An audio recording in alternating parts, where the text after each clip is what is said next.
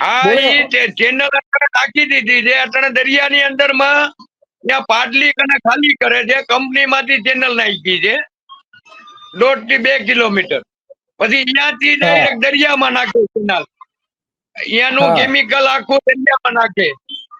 તમે setter box ઉપર જુઓ ને, આરંભડા બેટ લખીને મોકલો ને, તો સેટર બોક્સ ઉપરથી તમને દરિયાની અંદરમાં કેમિકલ દેખાવામાં આવશે. અટણે હા ખુલ્લે આમ નાખે.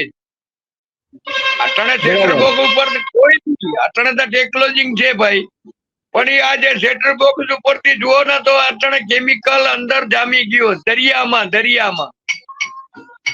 તો આમાં હવે આ જે ચેનલ નાખી છે એના કારણે શું તમને હા, શું અસર થઈ રહી છે? આ પાઇપલાઇન નાખી છે, ચેનલ નાખી છે, એના કારણે શું અસર થાય છે તમને?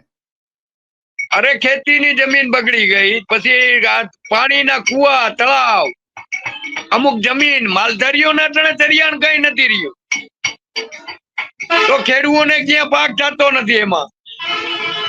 અને ઈ આ જીવ સૃષ્ટિને નુકસાની કરે. દરિયાની અંદરમાં જીવ સૃષ્ટિને નુકસાની કરે.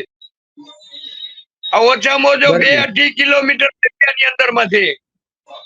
હમ તો હમ હમ. આજે એમાં કેમિકલ જતું હોય તો કેમિકલ નુકસાની કરવાનું છે જીવ સૃષ્ટિ.